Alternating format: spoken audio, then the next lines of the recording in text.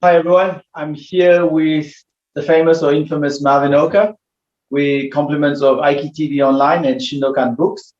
Uh, Marvin is the man I call the human onion. Aside from the crying bit, as I get to know him better, there's layers upon layers that unravel. He hasn't made me cry yet, so aside from that, yeah, the human onion. Welcome, Marvin. Oh, thank you, Sensei. Great to be here. Let's start with who is Marvin Oka? Okay, well, that's a pretty big question. There's many different ways to answer that. Um, at one level, I'm a guy who was born and raised in Hawaii, Honolulu. Came over to Australia in about 1986 was my first visit, and moved here in 1987. Uh, Because of a woman, obviously. yeah, unfortunately, it was from work, but stayed because of work. Yeah, all right, yeah. Um, my history is been one where I actually started off in the entertainment and show business arena, particularly as a magician. In 1976, I won a first prize for sleight of hand at an international magicians convention in Tokyo, in Japan. I spent 10 years as a professional magician, did opening acts for Tom Jones, some apprenticeship with David Copperfield when he was just starting out. And in one way, that kind of was a major part of my growing up, but also martial arts was also a major part of my growing up at the same time.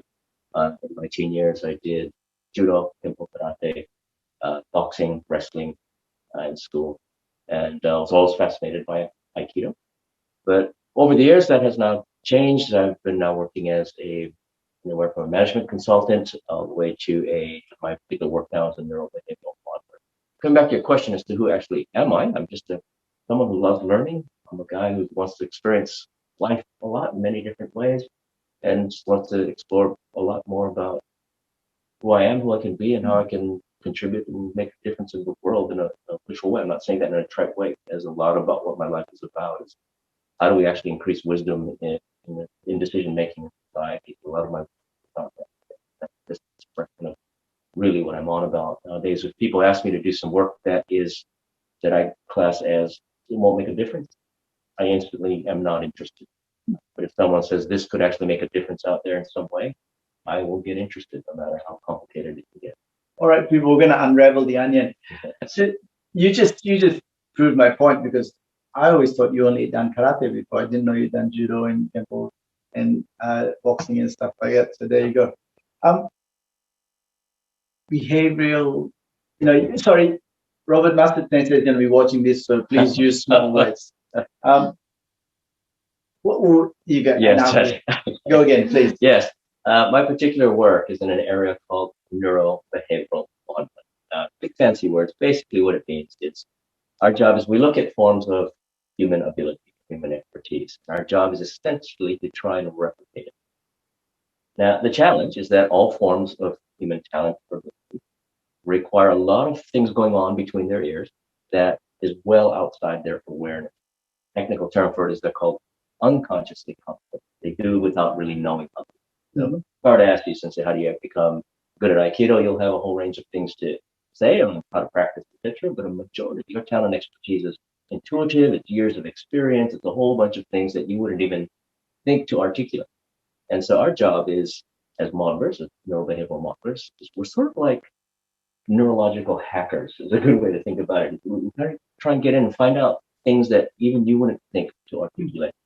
And we look for things like language patterns, nonverbal cues. If it's sports in particular, we might even hook people up to biofeedback machines or different types of sensory machines to actually tell us some information we're trying to find. Now, having said all that, not everything's replicable. I could, for instance, model an Olympic athlete or an Olympic weightlifter that could lift several hundred kilos over there. That doesn't mean I can do it. So I can't just replicate it, but I can certainly use their performance strategy to improve. And so there are certain limits to what you can do. Certainly with Aikido, for instance, I started, as you know, later on in age. And the first thing I was up against was physical ability, because my body just wouldn't be able to do certain classical things I could do without my 20s. And so there's certain things that not everything's replicable.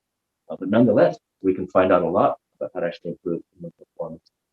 My particular areas of interest are looking at things like leadership, looking at things that make systemic change, that make a difference out there in the world. So I work with leadership teams in corporates, in governments, in community agencies, and just also with consultants and project partners to work together projects that we think might make a difference out there. So, look, there's a lot of things I want to tap into there, a lot of things, right? But most of the viewing audience here are Aikidoka, if not all. So tell me why, again, you said you're always interested in Aikido, but why Aikido? And, you started in your 50s, right? Yes. What were some of the challenges you had, aside from what you said? Yeah, it was tremendous. Lots of challenges. First of all, even in my teen years, I was always fascinated by Aikido, and I'm a self-taught person in a lot of different arenas. So I read lots and lots of books, and I remember even as a teen, I bought tons of books on everything from karate, from kung fu to judo to, and then I always buy Aikido books, and I was always fascinated by it. But of course, in my teen years, I was more interested in kicking and punching and flashy things and looking good. But I was, for some reason, just always fascinated by it. And in Honolulu, there was a big Aikido center that was there, a big Aikido dojo. And it was always in the back of my mind. And then I remember I was doing a lot of work in Canberra for a government agency. And I walked into a bookstore, and there was a book there on Aikido. Oh, years later, decades later, I always loved it. So I bought the book again, reading it. And I kept staying fascinated, and I didn't really know why, other than it was always just this amazing martial art to me. And then one day, with one of my corporate clients, they said, "Could we help organize a lot of their senior executive leadership conferences?" And I said, "Terrific. Do you want to do things more mainstream, or do you want to go lateral?" They said, "Let's go lateral." I said, "Terrific. I know some people I need to bring in, and I want to have some Aikido in part of the conference." And so I hunted around, looked for some Aikido people. We had someone come in and they did an Aikido presentation. And again, I was just fascinated. And after this, I thought at one point, until that point, all my clients were not in Melbourne. All my clients were either Canberra, Brisbane, Sydney, Perth, and then it was also international. I'd go to the Middle East, I'd go to Europe, go to US, go to Canada. And I never had clients in Melbourne. Then one year, all of a sudden, much to my surprise, I had a string of clients and they were all in Melbourne. And then once I realized that I didn't have to travel interstate, or I could actually have some sort of routine during my week, I remember actually going, "I'm going to learn Aikido." That's I can actually train. I can actually go somewhere with consistency. And I looked around all these different dojos and went hunting all around. And I walked into the Shudokan, and someone had advised me to actually go to the Shudokan. Okay, I walked in. I remember speaking with Sensei Enrica. I was very impressed with the way she presented everything. And mentioned it. I was just watching, waiting for class to start. And I tell this to a lot of people. So I don't know if you know this. I tell this to a lot of people. I said, "I swear, I felt you before I saw you. I felt something coming behind me. I felt something coming behind me, but the presence coming behind me." Then you swished past me. You got onto the mat. You went onto the mat. Class started. I was in awe. I said, "What the?" And I watched you teach class, and it was amazing. To me, it was phenomenal. It was exactly what I was looking for. It had discipline. It had all the structure. It had all the great coaching. And you looked fierce absolutely fierce on the mat. And I was just sitting there in awe. And after the class finished, you walked off the mat and you passed me. And I was a little bit afraid. And you passed me, and then you looked at me, and you smiled at me, and you said, "Any questions?" I just said, "No." Right? And then you walked past. And it took me a couple of days to actually think about it. And then 2 days later, I came back in. I think it was just after Christmas. Sorry, it was just before Christmas. And you were there, and you were leaving the dojo. And as I was there talking, I think I was talking to Sensei Paul. Was it Sensei Paul or Sensei Christian behind the desk? And as you walked past, you just asked me one question. And I was still kind of thinking, "Gee, I really want to do this. Am I going to do this or not?" And you just asked me one question as you walked past. And you just said, "When are you going to start?" And out of my mouth just came, "Tuesday." So I signed up, and I started that Tuesday. It was a Tuesday right after Christmas. I have to do that more. Yeah. Going back to what fascinated you about Aikido, right? So you read a lot of books, and I'm sure you watched videos. What touched you, the heart or the appearance? No, it was definitely the heart. It was about the, also to be upfront, I was really wrestling with the different styles. And I was wrestling between whether I wanted a Yoshinkan style structure or I wanted more Aikikai style flow and things of that nature. And I remember asking Sensei Rika about that. She pointed to me, she said, "Oh, look at Sensei John Marshall, and he's a big guy, and he flows." And I said, "Yeah, it's true." And I was really more interested in the philosophy, the blending, uh, really trying to integrate mind, body. But then I was talking with an Aikido uh, black belt at one point, and I asked him, and I said, "Do I go after flow or do I have to go structure?" He said, "It depends what you want. It's all going to end up in the same place." And he said, "But if you want flow first and then you put your structure onto it later, then you might go Aikikai. But if you want structure first and then work towards flow, go to Yoshinkan." I went, "Oh, I definitely need structure first." So I looked at Yoshinkan. But what attracted me more was not so much learning the technique or learning it as a martial arts per se for defense or anything of that nature. It was more about mind body integration. It was more about philosophy. There was something there I couldn't get in martial arts that I saw that would take me to a new place within myself. What I So wanted Aikido. There's no such thing as an Aikikai style, right? No. It's an umbrella organization, etc. But we'll use the word Aikikai. So if you look at Aikikai, generally speaking, I'm going to really generalize here. You have an art form being taught as an art form. So you come on the mat, it's like it's natural, free flowing, do that. Whereas in the Yoshinkan system, I think it's an art form being taught as a science. Are we flawed in doing that? No, I don't think so. In some ways, all, or another metaphor, all roads lead to Rome. It's all does often end up in the same place if we have a larger, from my viewpoint anyway, there's a larger philosophy or framework to put around it that does unify the different approaches from my viewpoint. So I don't know. I don't want to say it's flawed, but it could be limited if it only stays as that. If it only stays as stay only to the science approach.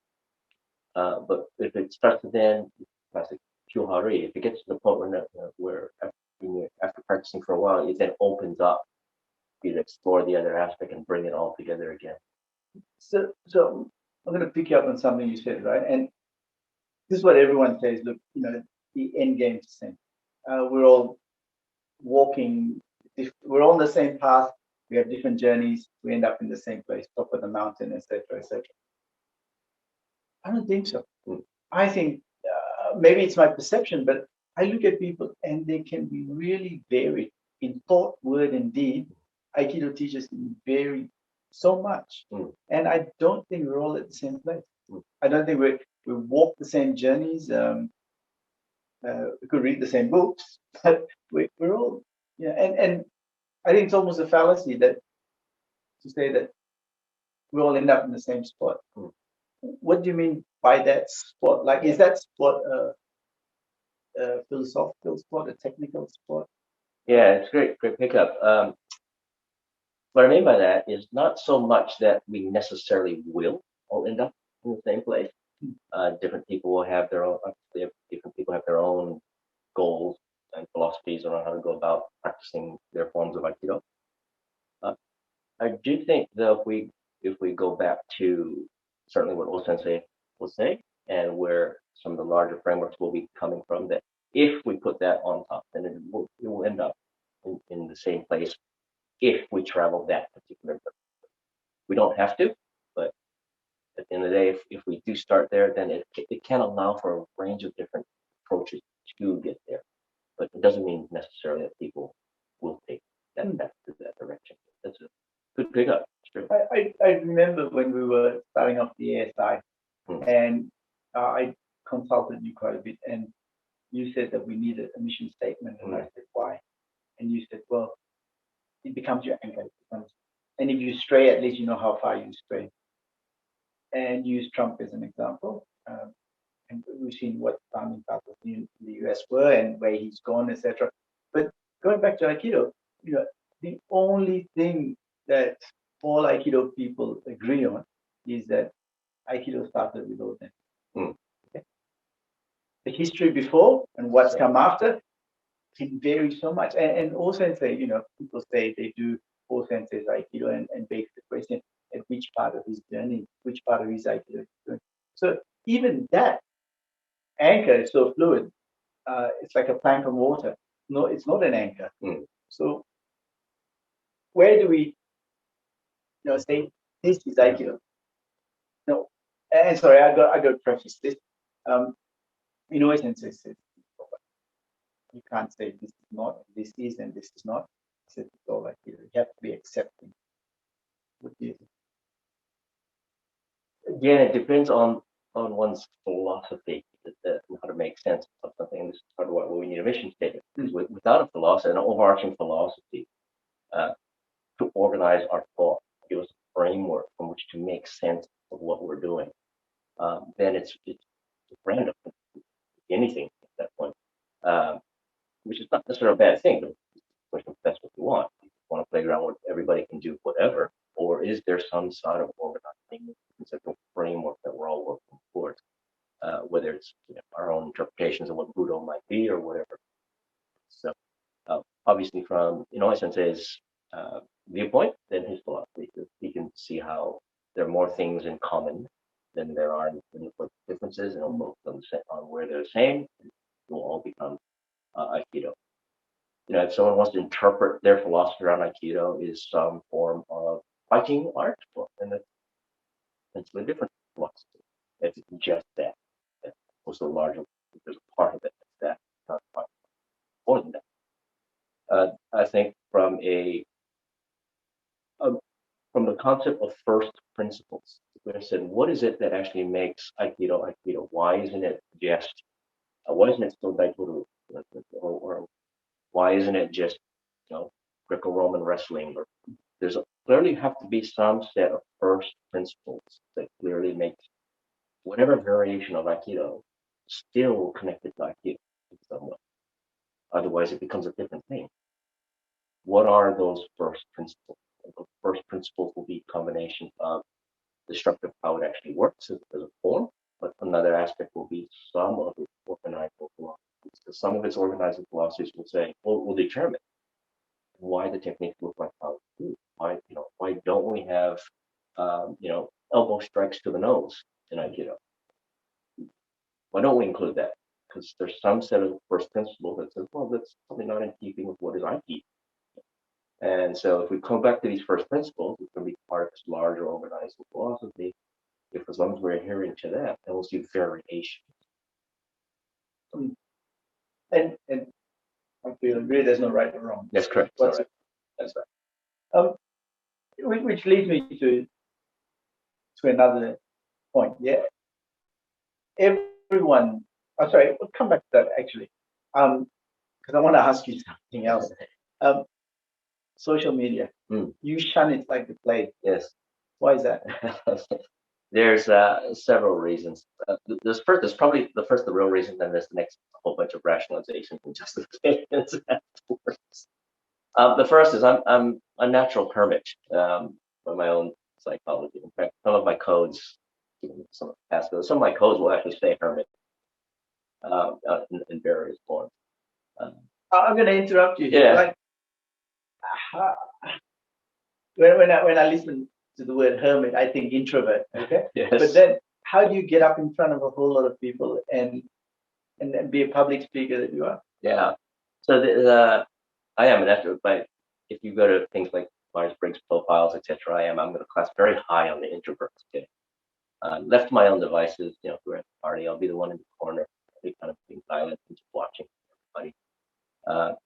It's also well known in the public speaking world that many of the best public speakers that are out there are actually introverts. And one of the reasons they'll stay for this, who really knows, but justifications for that is that in order to get good at a particular craft, the introvert will think about it. The introvert will actually kind of go, well, that's not natural for me. So let me think about how to actually make that work. I'm going to go through this. And so they actually get good at it by conscious practice. Whereas if someone else just goes up and they're just naturally have flair in front of the room, they might not necessarily know what to practice or get disciplined at it. Whereas an introvert has to, otherwise they won't be able to do it. And so, yeah, but by definition, my natural psychology is to first go inward into myself. So go back to yeah. So people talk about, how much did the lockdown impact? And I said, actually, it's kind of good. It kept people away. Left me alone, which is what I wanted. So yeah, coming back. So social media, part of it is I never understood when Twitter was first becoming popular. It was an absolute bewilderment to me. I had no. Why would you want to keep just asserting your own opinions and thoughts out there in the world? But it seemed incredibly narcissistic to me. It's like, why would you do this? I've since realized, okay, there's reasons for it. But don't you do that? In your line of work? I do it for two reasons. Most of it is outcome based. So one of it is it's marketing, because you have to get content out, otherwise people don't know you. Mm-hmm. But the other is I don't put stuff out just because this is what I think. I put stuff because I think these are things that make a difference. I think these are things that will change how we think. I think these things will shift how we make wiser decisions out in the world. So the content that I put out there will be things around observations about things that I think, here's some challenges we're seeing in society. Here's some things I think will make a difference. Here's some things to consider. So a lot of it's just trying to share some things that I think matter, as opposed to just an opinion, joke, or things that kind of thing. So I stay away from it. Now, having said that, there's a little bit of a backup around possibly. I'll be honest. All right, I'm rationalizing on this one. But nonetheless, we can start to see, as you can see in today's challenges with Facebook and the Facebook policies occurring, etc. For anyone that's seen the documentary, The Social Dilemma, will know that artificial intelligence and the social media platforms can create a lot of dysfunctionality in society. When we start now biasing what people will start to see, when people get their news off of social media, they're getting very biased information from their perspective, and this produces people that, people's perspectives they have access to a truth, and it's partial. It's the only things that you got shown via the AI that was occurring through social media. So you think this is all the work, whereas someone else will be shown news reports 180 degrees different, because that's what they were into. The AI showed them only that.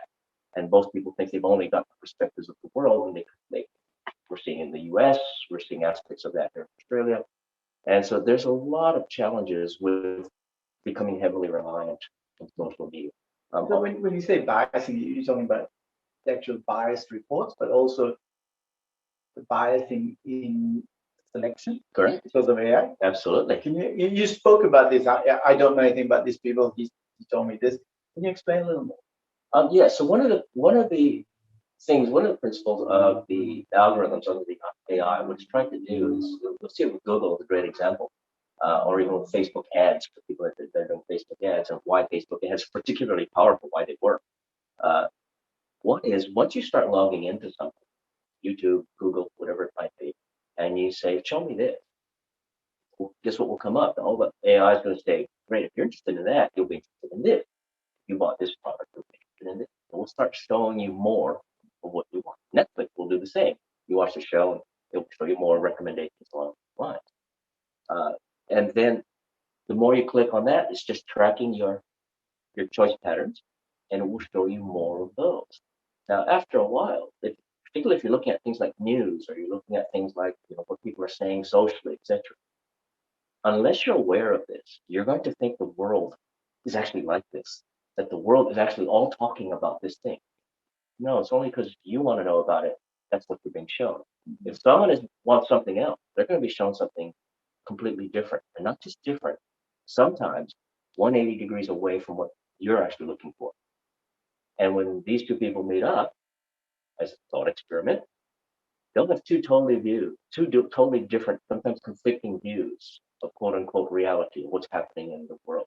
And if it's about political things, if it's about whether vaccines are good for you or bad for you, whether about the left and the right are right or wrong, either way, you, and as the director of the social media said, he said that one of the problems he sees with unrestrained AI will be it can lead to civil war. And we're seeing a lot of that in the US today, where we're just in a country divided, and each has its own attachment to a reality and is being fed by more representations of that reality. Now, this I remember on a little more low key note. I remember because I'm not using the entertainment type thing a while back. So my wife got me onto some Netflix things, and I remember saying to her at one point, I said, "How come Netflix only has all these action shows? that's all it has listed. Where are all the other shows?" And she just laughed and she said, "The only reason why you only see the action shows is it's the only ones you look for." Oh, okay. So look, I'm going to run a simplistic, very simplistic thing by you, right? So someone once said, your life is like a movie. You're the director, you're the cameraman, you're the producer, you're the lead star. If you don't like the people around you, change the extra. You don't like the view of the camera, move the camera. You don't like the script, rewrite the script. Isn't that then also like taking control of your life? But isn't that the same like why read news that you don't agree with, her? Why not just hone in to what you believe in and bolster that by more people around you? Yeah. So those are two different contexts. So the first context is around your own personal development, your own personal evolution, and that's absolutely true. Which is you need to take control. You need to, in our field, we have this phrase run your own brain. You need to actually take care, take control of your own impressions, what you're taking on in terms of how it feels you, how it allows you to be more authentic, congruent within yourself, and live your life more fulfillingly. Now, the other aspect, though, is in your understandings or representation of your larger environment or your world. That to understand it, not so much how you want to respond to it, that's going to be your choice, but to understand more and more of what's going on around the world, you need wider and wider and multiple, in our language, it's called multiple perspectives. You need to see different frames of different things. And if you only look for what it is you already agree with or whatever you only want to see, you're going to get very biased and skewed about viewing the world only that way. And you're going to then for not understand very different communities or different religious beliefs, or you're not going to understand a different perspective, not very tolerant for them. And this got an insight in decision theory and in psychology is called the confirmation bias. You're only looking for things that keep confirming your worldview, whether your worldview actually works or not. So lots of times you to increase wisdom of your decision making, you want to look for multiple perspectives. You want to look for things that actually sometimes are totally counter to yours. And it's not about necessarily agreeing or disagreeing. It's about accounting for it.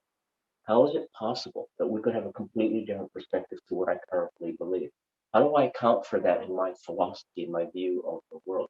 Doesn't mean I agree with it, but can I incorporate it into my understanding of the world?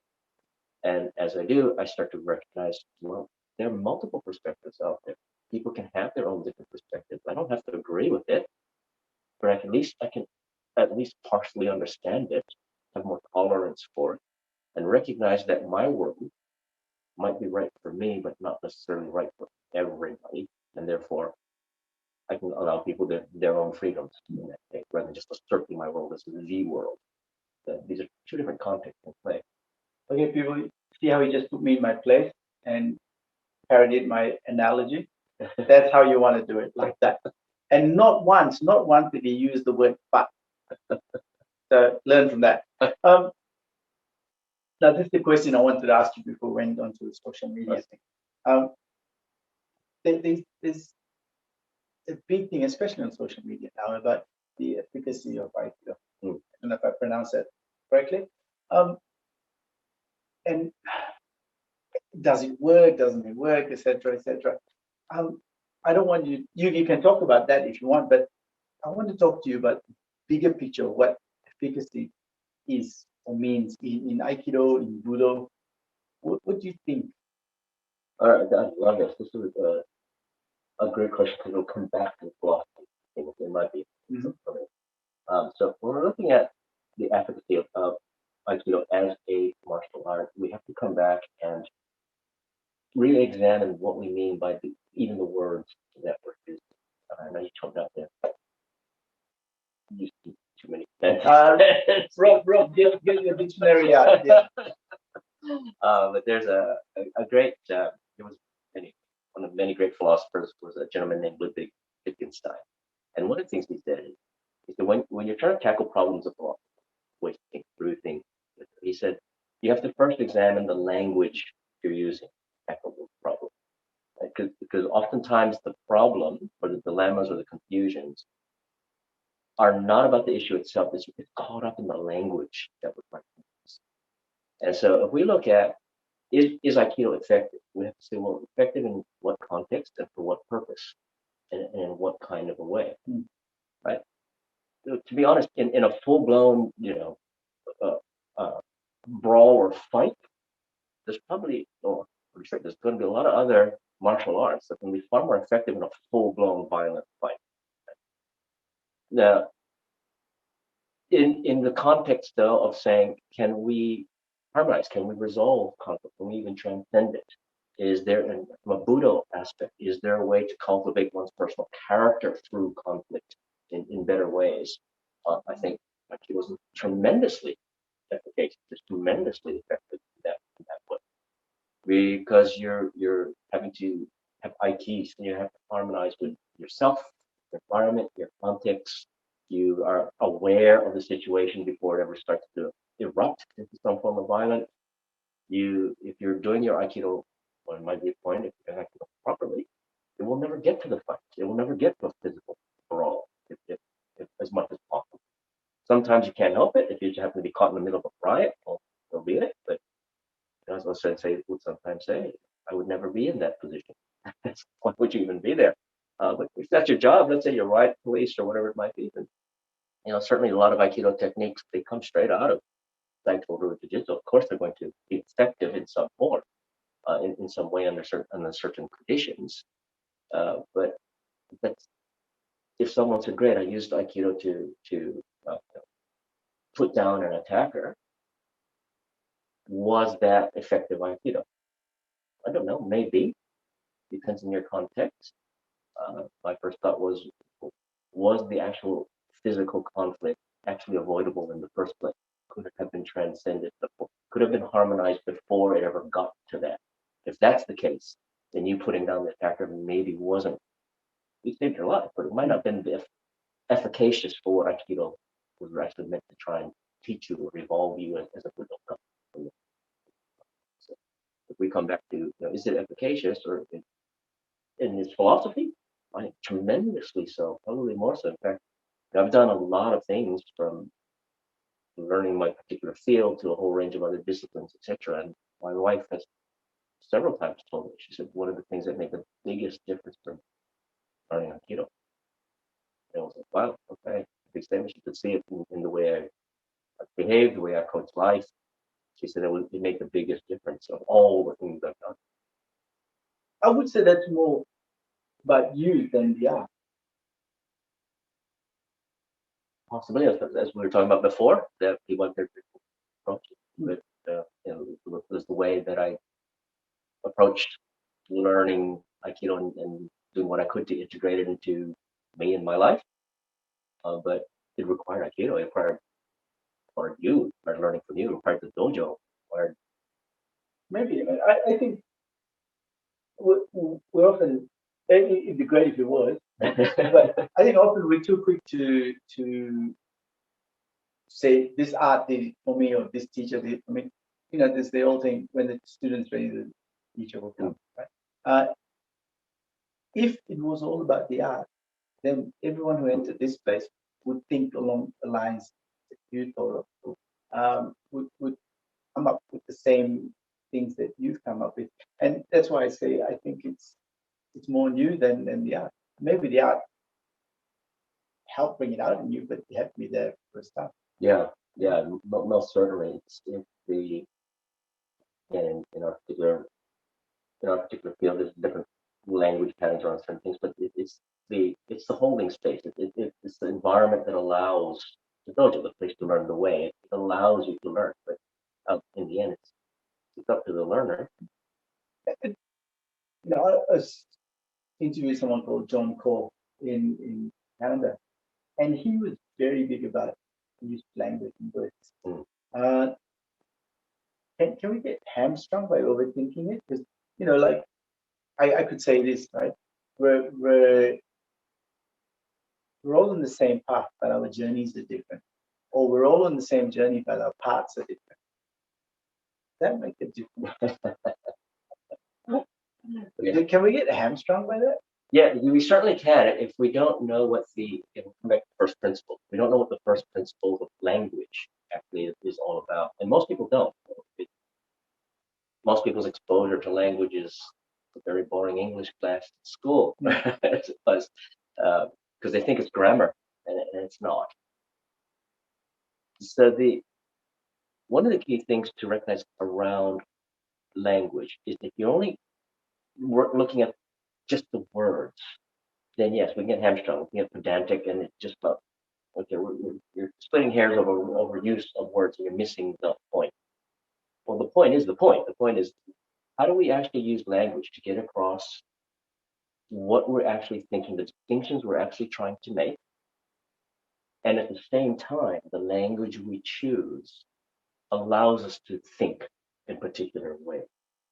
So one of the examples of this, for instance, I often talk with many of my students about is we have in language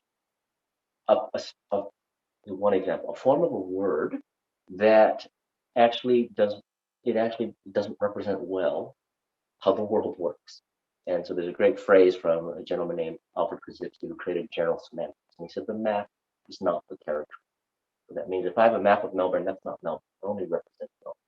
But if the map's wrong, our capacity to move around Melbourne will be really terrible. It'll be a terrible experience. If you ever got lost by your GPS, for a great example, right? The map's wrong, we're going to get lost.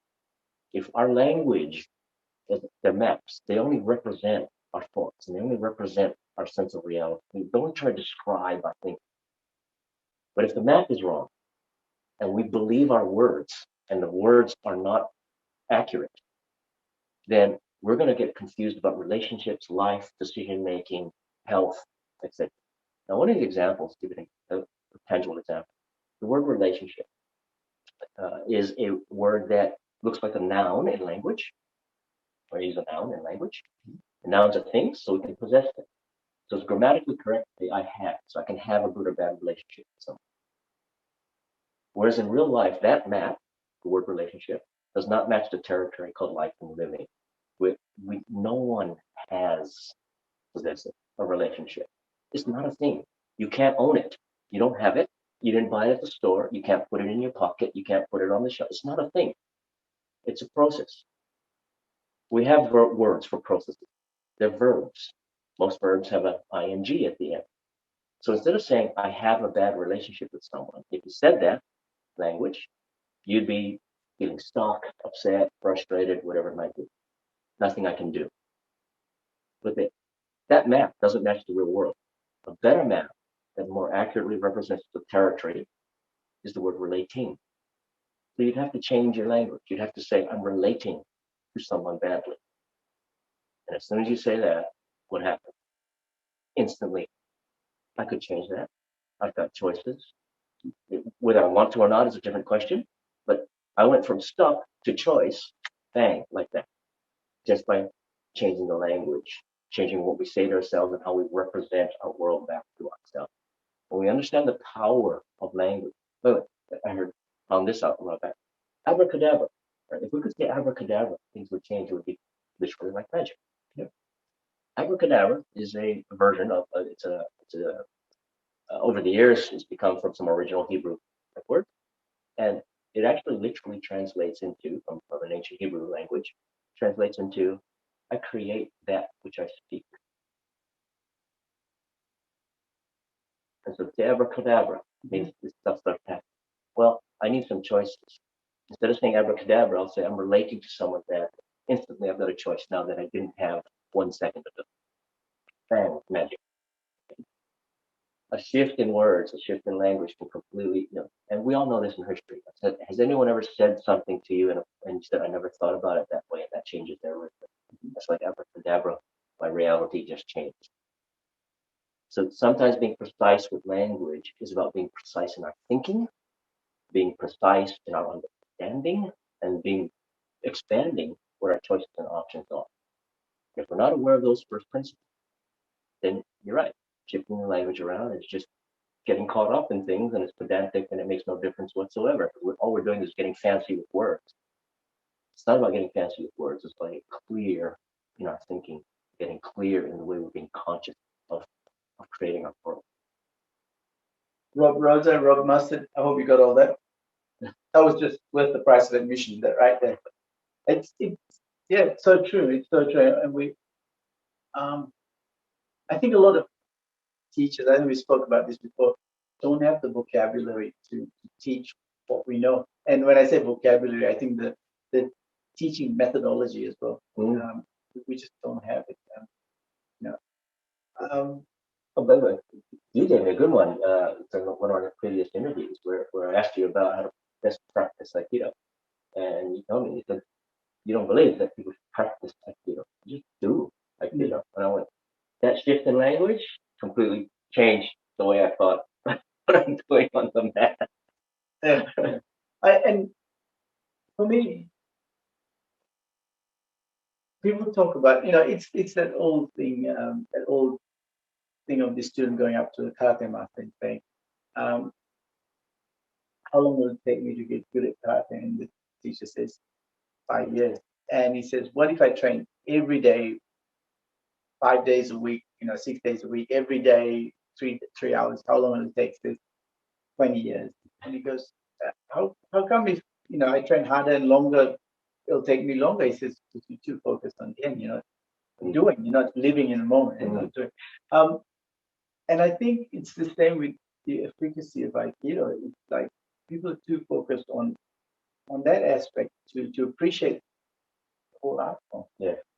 Elio said something really interesting in his interview, and he said, if you see the technique, you don't see the art. And I think with Aikido, it's the same. It's we're so bogged down in, does it work? Doesn't it work? We forget about. Might not be teaching us about that particular technique, but about the movement that technique can represent. Yes. So look, like I said, the onion's unraveling, and I'm learning more. Marvin, show us the book. So this is one of many books that Marvin has written.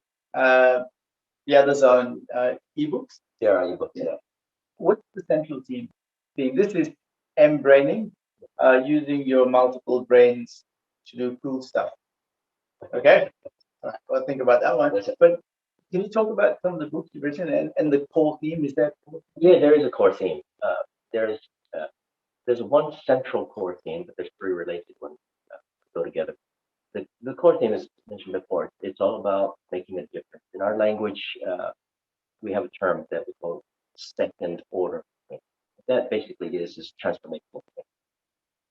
Whereas first order change has much ado about nothing. Things change, but nothing changes.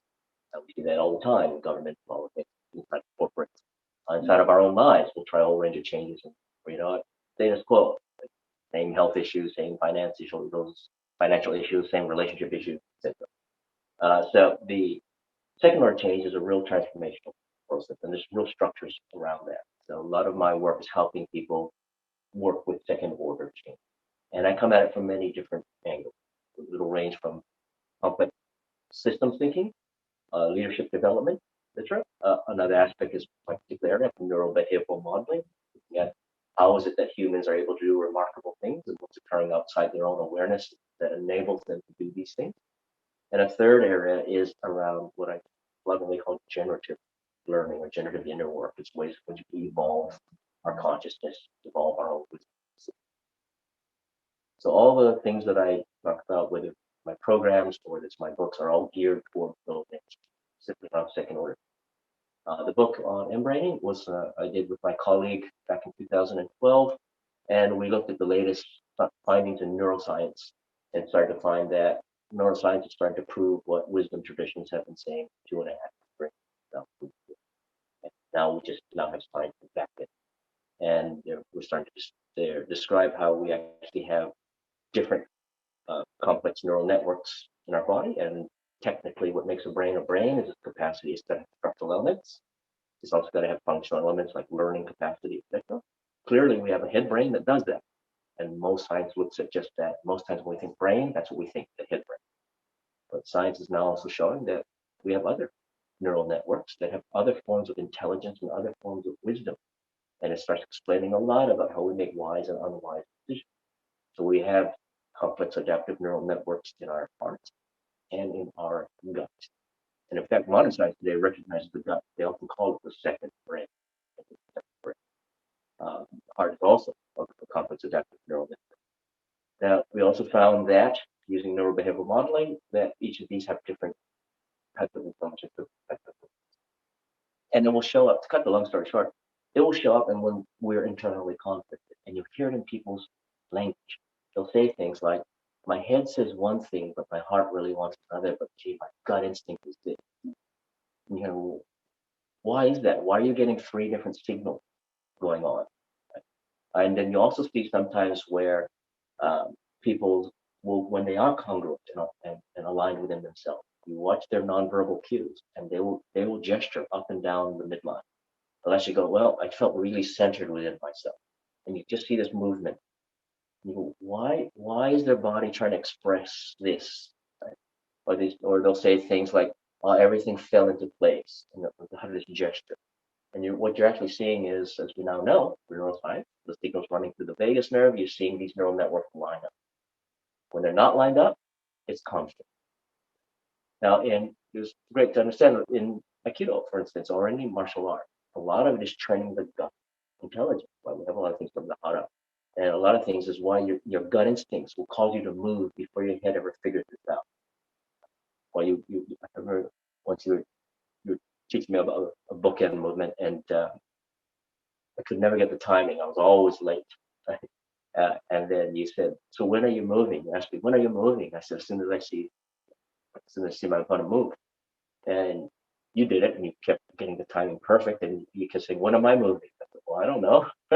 And you said, when I feel you start to move. Well, you're using a different intelligence. I'm trying to watch it and think it. Whereas you're coming from gut instinct, and you just move as soon as your gut senses it. Of course.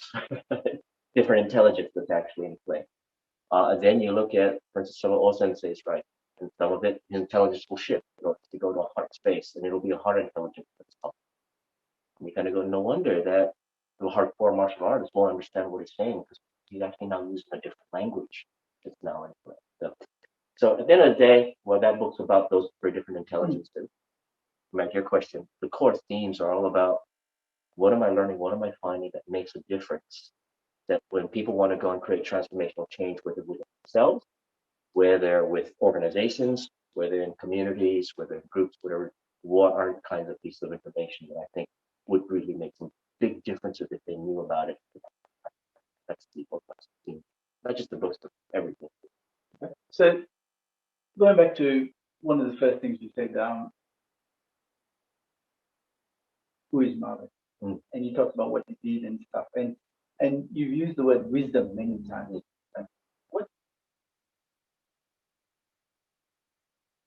What's the importance of wisdom? And you talk about wisdom and knowledge. I mean, I've got my own definitions, but I want to hear yours. Yeah. Okay, this could be very long. Use small words, please. Small words. This could be very long. First of all, the concept of wisdom, to say that something has wisdom or is wise in the moment. From a neurobehavioral modeling perspective, what I can see is that that's impossible. You cannot say that something, I have not found any way to define something as wise or unwise in the moment. It's only in hindsight can you actually look back and sort of say that that was wise. One of the tests for wisdom are consequences. What are the flow-on effects from that decision or action? And a great example is often used when people are talking about wisdom is the parable around Solomon the wise. And one of the great examples was when the two women came up to Solomon. They were both claiming to be the mother of the baby. And they're saying, I'm the mother. No, I'm the mother. And Solomon, in all of his wisdom, said, no, this is not the problem. I've solved this problem. I'll just cut the baby in half and give you both half. At which point, one of the women said, no, all right, I take it back. She's the real mother. At which point, Solomon realized the one who just said that is the real mother, because the real mother would not sacrifice her baby. And so, wasn't Solomon wise? Well, yes, right, in hindsight, but so we call him Solomon the wise. Well, what if the mother didn't do that? What if Solomon actually had to cut the baby in half? Then we'd say Solomon wasn't wise. He'd be Solomon the butcher. Right? So he's only wise because of what happened. Now, even that has a time frame. How long until we actually determine something is wise? Right? It's like, oh, it was wise. We thought it was wise for 5 years, but 10 years later, we actually see the long-term effects. So that wasn't wise. Right? It only seemed that way back then. So we don't know whether something is or isn't wise. But what we do know is there are things that can increase decisions and actions to be wiser than if we hadn't considered certain other variables or factors. Coming back to a previous conversation, perspectives. How many perspectives were taken into account? If it was only yours, then it may not be wise. You could be a bull in a china shop. Great, true for you, but you're wreaking havoc along the way. Multiple perspectives. Length of time frame would also come into play. Understanding what values were fulfilled or not, right? Priorities. There are many things to factor in that the more you build it in, there are more chances for a decision or action to be wiser than if you hadn't considered these types of things. So we're looking at the ecology or the systemic effects of something. Well, now, and again, all you can do is increase your odds. Now, how do you do that? How do you make a wiser decision? Well, part of it is you have to pull on the lessons you've learned from previous experiences. Knowledge, what you know and what you don't know. Mm-hmm. And what you don't know, be aware that you don't know it as much as possible. There's lots of things we don't know. But as Socrates often said to him, when the Oracle of Delphi said, when someone asked the Oracle of Delphi, who is the wisest person in the world? Oracle said, Socrates.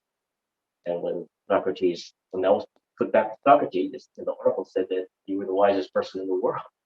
Socrates now shook his head, didn't understand what that is. He said, well, there's the only thing I know is that I don't know anything.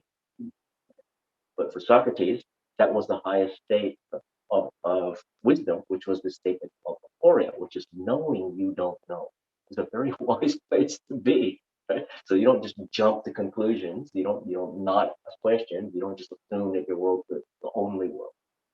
And so this whole notion of if you start to pull together from your years of experience, knowledge, whatever you have, recognizing what you know and recognizing what you don't, then given all of that, what might be a good decision to make at this point in time?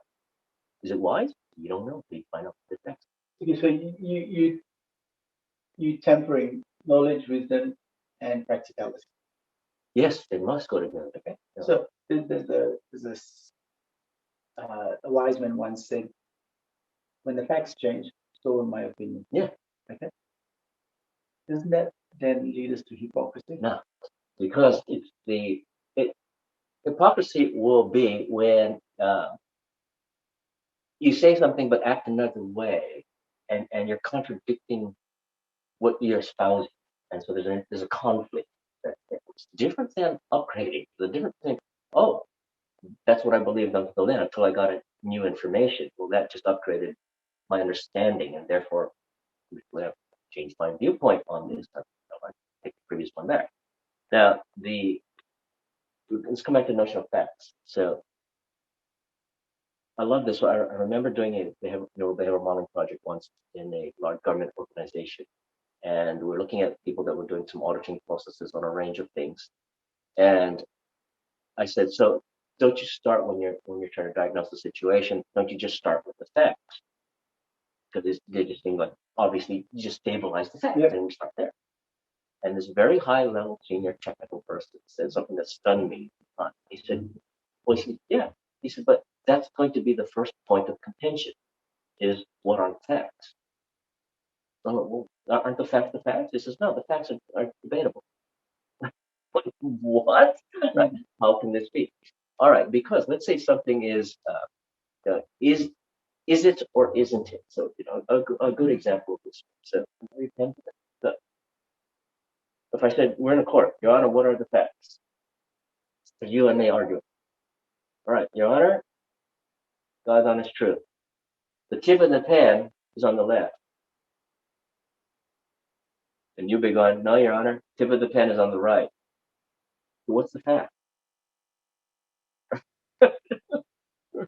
And you look at it and you go, well, from a different, if we include both perspectives, we can actually see it is on the left and on the right.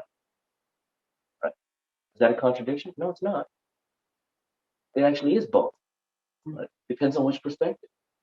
Now, if there's a third perspective, not just mine, not just yours, but a third that actually sees both, that has greater wisdom than you and me arguing. Okay. Yeah. So the question now becomes, yes, what are the facts? Well, the facts are actually changeable depending on perspective. So the facts as we know it to this point, facts are not objective truth. They're a perspective. And from this perspective as we got it now, that's what we know, and then we can make a decision. But if we know that the facts are potentially changeable, then we make a decision accordingly. We're going to say, great, this is what we're going to do until we find out otherwise. But if we find out otherwise, we've built in the capacity for us to actually alter and change and shift it. So we don't overcommit to something that we think, why would we shoot ourselves in the foot? We see this in corporates today, where some corporates might have 20-year plans, and they'll commit to a 20-year plan with big budgets. Who would have thought in 2021, we have the world today, who would have thought that in 2019? That's 2 years later. Tell me about your 5-year plan again, or your 10-year plan again. It's like, why would you commit to something like that? Why wouldn't you say, this is, as far as we know, this is our trajectory for the next 5, 10, 20 years, but our plan will keep upgrading every 6 months, 12 months, right? And we'll keep adjusting it as we go. We'll build that in, that adaptability into our plan. Let's build that adaptability into our way of thinking and knowing the world. That'll be a much wiser way to go about living.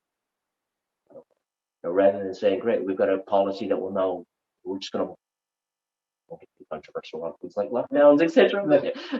Instead of going the whole country or the whole state, it's like, well, wait. So going back to again what you said about what you wanted to do, right? So does wisdom then put an onus on to a society? Yes, it does.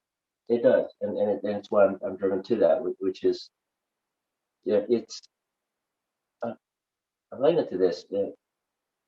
I'd like to pull from many different perspectives, and one, curiously enough, is just the world of really good science fiction and fantasy novels of that nature, because they give me different perspectives of how to look at things. I remember once reading a book by Stephen Donaldson, and in this was this little parable in this story, there was this two sisters, they were princesses, and a dark knight had ridden into the kingdom, and he was a good knight, but everybody thought he was evil, and he got hurt in some battle, and he rode off to escape into the forest. And the older princess knew that she had met that dark knight and knew that there was some good in him. He was actually a good person, but everybody thought he was a bad knight. And so the king agreed to go find him and kill him. And in the middle of the night, this older princess was putting on her riding gear. She was going to go right out into the forest, defy her father's orders. and go try and help this knight. And her younger sister was helping her get ready. And her younger sister said to her, "You're so brave." And the older daughter said, "Brave? I don't think I'm brave. Why do you think I'm brave?" And she said, "Well, everybody's trying to hunt this person. They think he's evil, and you think he's good, and you're going to go out and try and help him and rescue him. I think that's very brave." And the older daughter said, "I don't think I'm brave. I've just always believed that problems should be solved by the ones who can see them." I put the book down and I had to think about that for a while. It was really big. I thought, that's true. This is the call to leadership. If you can see the issue and you can see the possibility what could be instead, that's not on you. Go respond. You need to respond. You can't just go, somebody should do something and say, okay. Yeah, in some ways that's core to why I do what I do. Yeah. You touch on leadership. Let's go back to the dojo and go back to that. Should every teacher be a leader?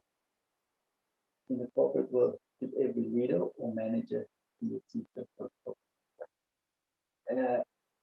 I know we're not all things, but should we? Should we strive to be?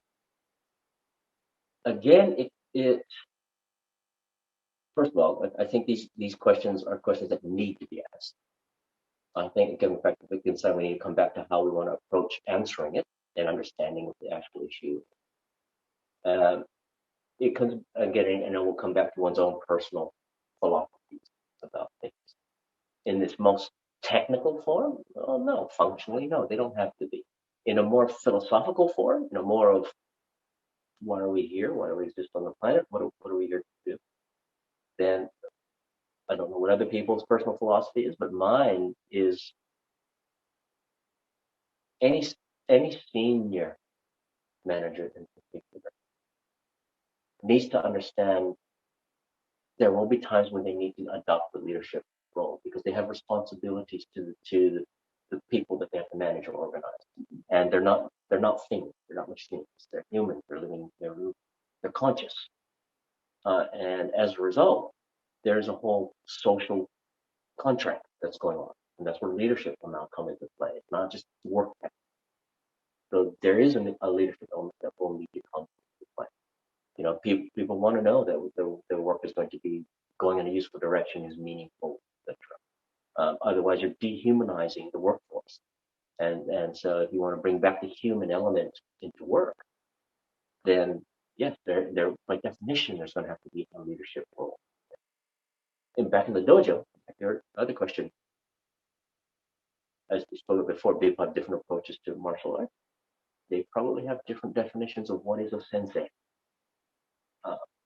For me, in my upbringing, yeah, you can have your typical, dogmatic, tyrannical sensei, but a real sensei in this philosophical sense, by definition, is a teacher, educator, leader.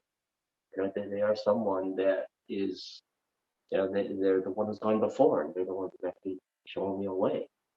And it's not just a pure mercenary contract. It's not like, okay, I'll need to be a sensei and teach me.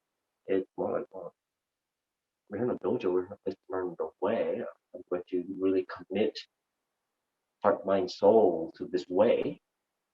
And there's a huge social contract responsibility back to the sensei. And so, yeah, I think senseis are leaders in that sense, and need to be educators in that sense. Okay, so I'll step away from the dojo. I won't get too controversial there. Yeah. But let's look at you work in the corporate world, yeah. So if we have three hats that people use: one, a manager; two, a leader; three, a coach or a teacher.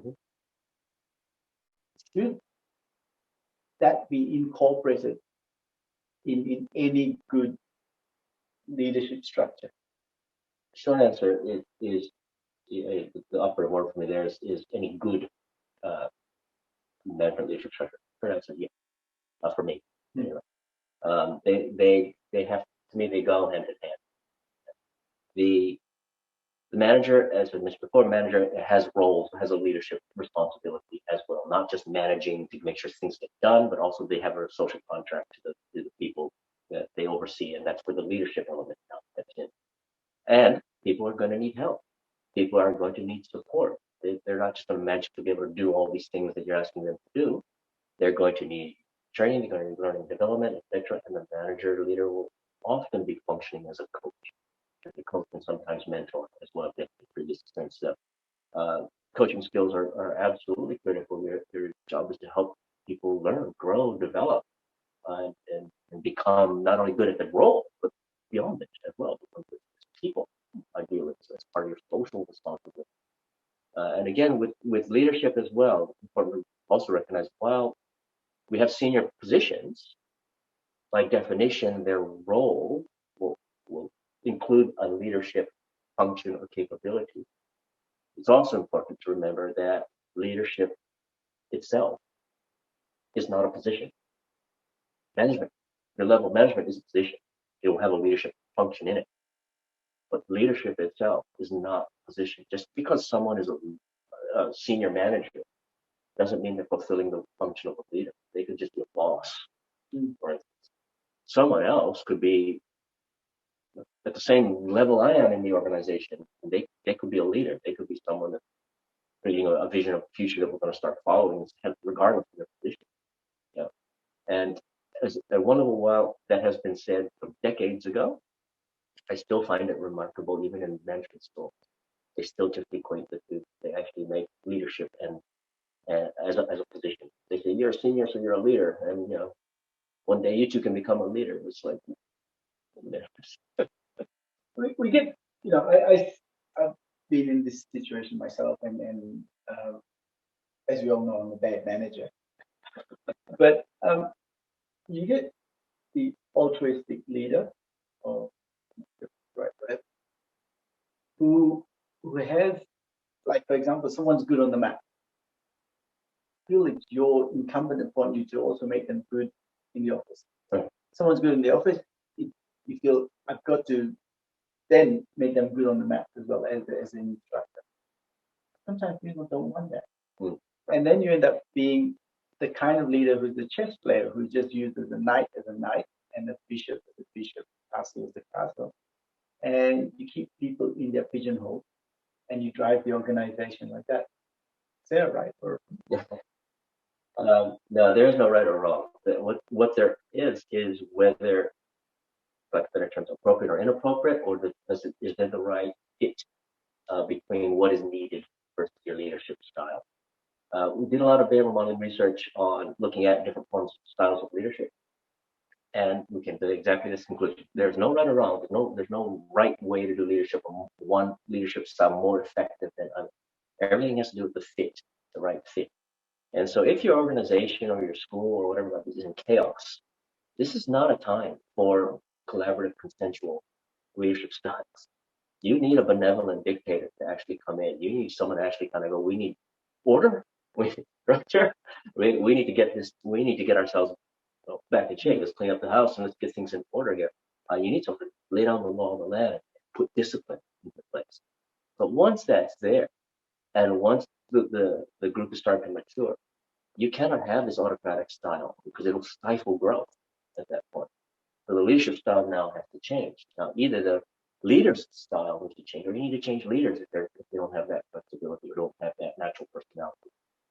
So as a team matures or organization matures, and their base is more and more stable, you will start getting more collaborative, more things based on dialogue, etc.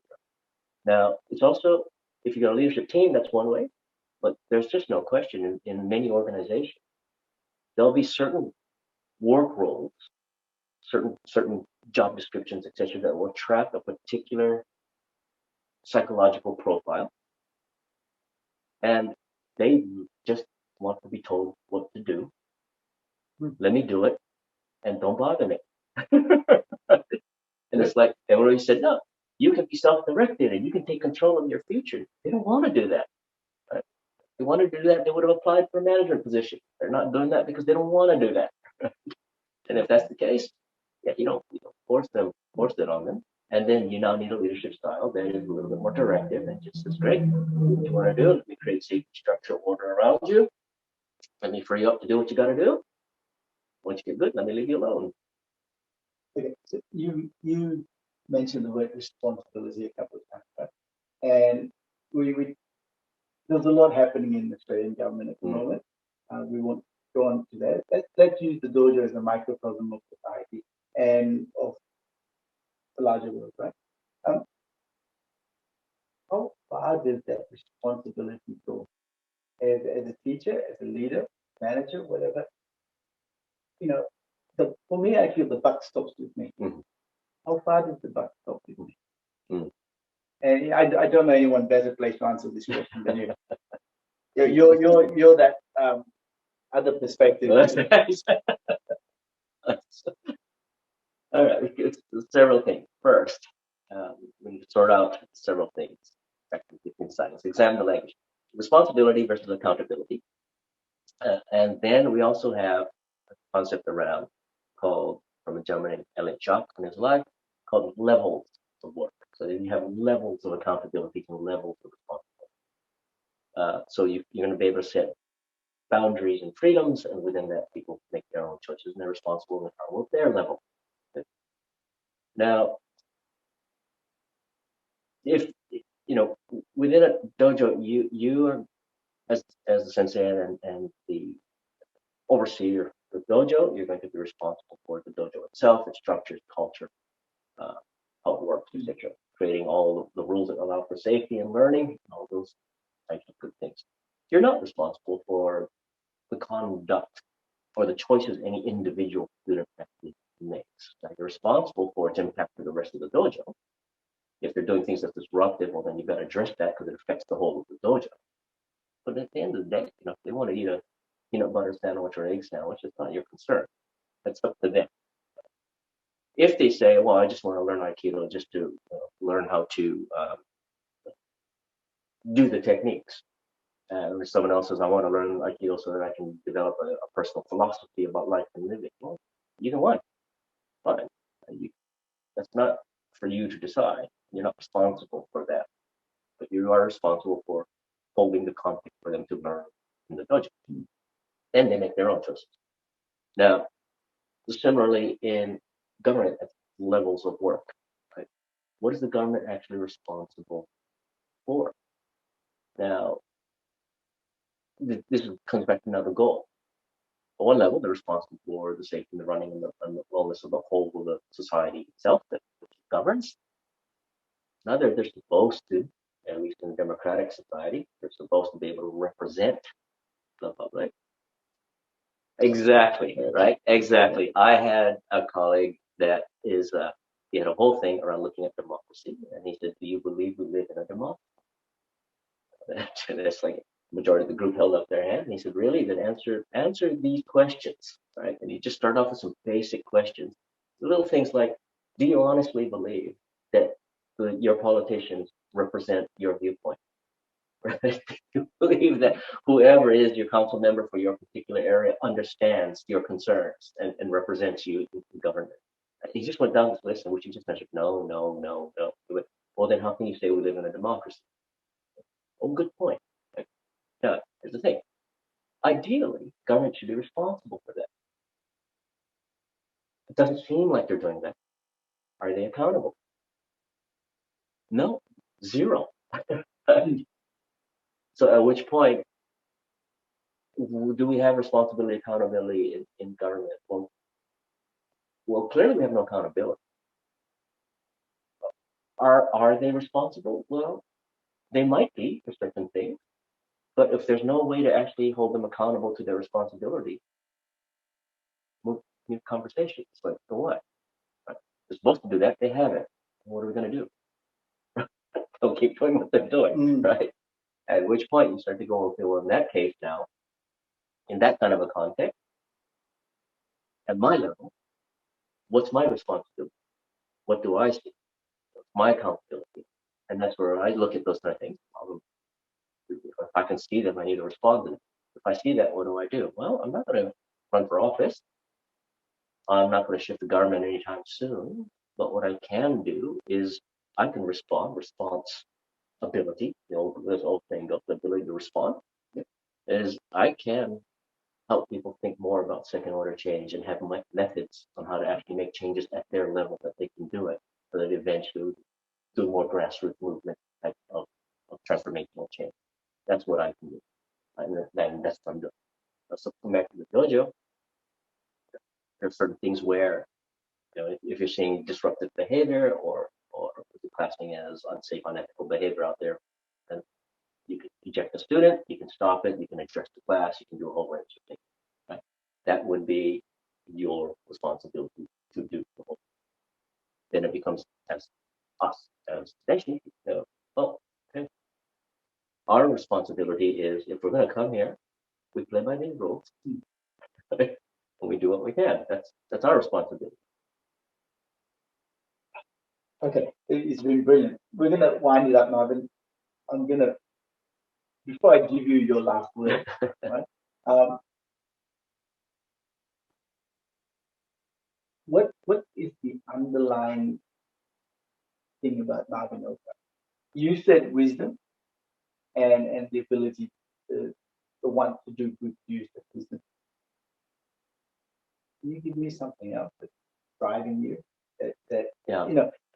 I look at you and I see a man who wants to do everything he ever does to the best of his ability. I saw that from you on the first day you were on the mat.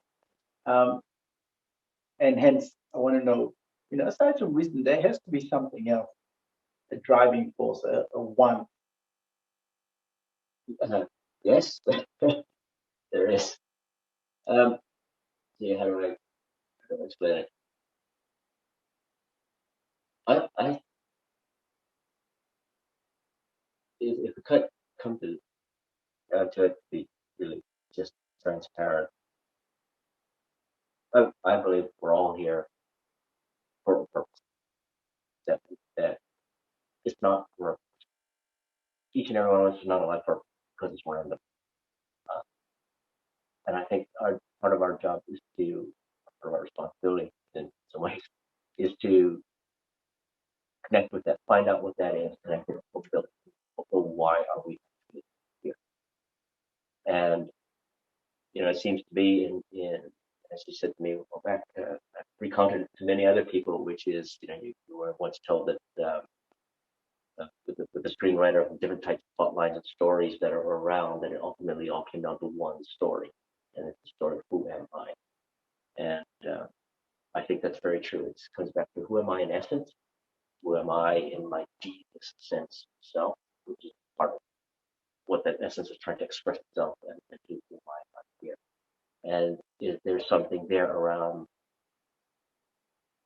service, around contribution, around making the world better, around making a difference to why you're here, bringing your own unique self to why you're here, and doing something who you are. Not just happy and the world can do whatever it wants. It's like, well, there's a true back because we're all connected. And for that to happen, that's an ongoing path. That's an ongoing goal right to begin with, the path of who you are, and to be the best. Not the best in terms of the art of the greater, but you're just in yourself that you can be. Don't be sloppy about it. It's not you, your life. And so if you're going to apply yourself to something, apply yourself to something. Do it. And it's not about the achievement. It's not about the end, getting the end goal. It's about what are you learning about yourself by having to put yourself in order to do this. Start to notice when, there are times like this come deep. I've been questioning myself. There are times when I just thought, gee, do I really want to go to the dojo tonight? Gee whiz. And it's like, what is that about? I love Aikido. Of course I want to go. Why am I even resisting myself on this one?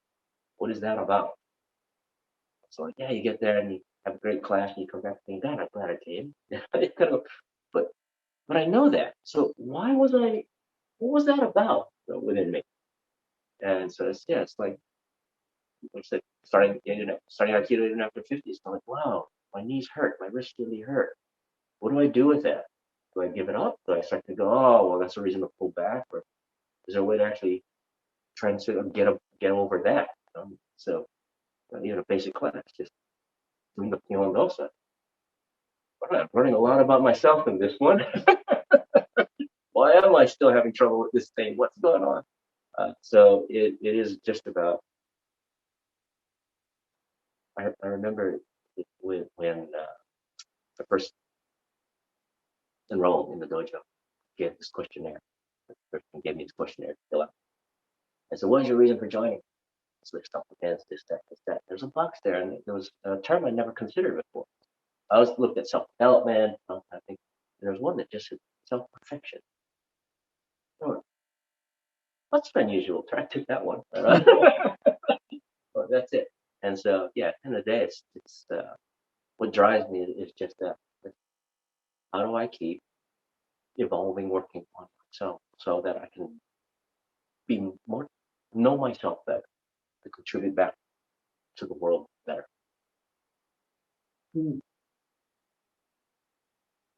I was going to give you the last one, but I think you already had it there. I want to run something by you. Yeah. In the early days when Einstein, everything was centered around the force. That I will never give up. I'll do my best. I will never give up.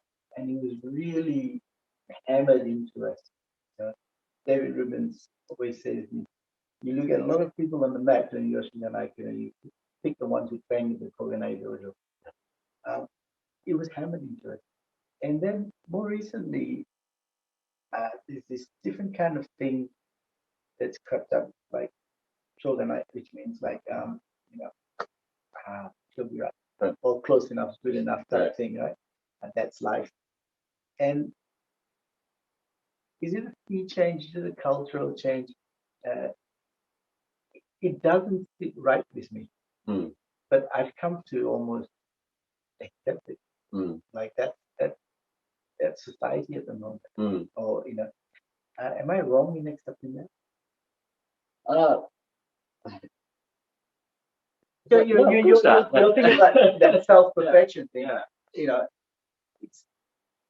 I was a really different teacher when I was young, really different teacher, and now I'm mellowed, if you like, but the mindset's changed, and I'm not sure if it's for the better. Yeah.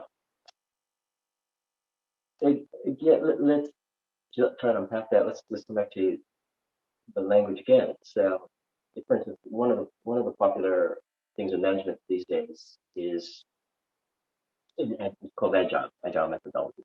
And one of the key things in agile is there comes a point where you're at a choice point, whether you persevere or you pivot. So we keep going, or we just need to change direction. But when they say change direction, they don't mean just go left or right. They mean stay true to what you were trying to achieve, but change your approach. Right? Don't just keep barreling down something that's not working. Right? Take a different path on that. Now, I think as we start to find with more and more in society, more and more variables coming in, more and more complexity occurring, because we're now more connected with many different forms of diversity in all of its aspects. It's hard to persevere along one form, one prescribed way of how something should look. So when OSA is applied in that kind of a context, you could be butting your head against them, right? There's no point busting your head against the wall harder when the wall is definitely harder than your head, right? But it doesn't mean necessarily give up persevering on what it was all about in the big picture. But it might mean change your approach. And some of those approaches, like, yeah, they're different strokes, there's different forms, and all that's good. It doesn't mean give up on an intent or direction as to where we're going. And so in some ways, it's like, for me, the way that I'll interpret OS is not just keep at it. It's more like stay true. Right? Stay true. This is your intention. Not form, but this is the ultimate qualities of what we're after. Stay true. Keep going in that direction. Feel free to change your approach. Feel free to learn better ways as you go about it. But don't give up on yourself. Thank you very much, Marvin. Well, it's been a pleasure. And again, I've unraveled a bit more of the onion, and I'm sure there's more layers to unravel. Everyone, this has probably been, for me, one of the most interesting interviews I've done in hashtag Keep the Flame Alive. I forgot to say that. Yeah, thank you very much. Well, it's been eye opener, and I've got to go back and listen to all this again to unpack it, as you would say. People, next week I'm going to be interviewing David Dangerfield Sensei, Paul Kale Sensei, and we're going to have another episode of Grumpy Old Bastards. So stay tuned. That's going to be interesting too. But this one has been an eye opener. Thank you very much. Well, thank you.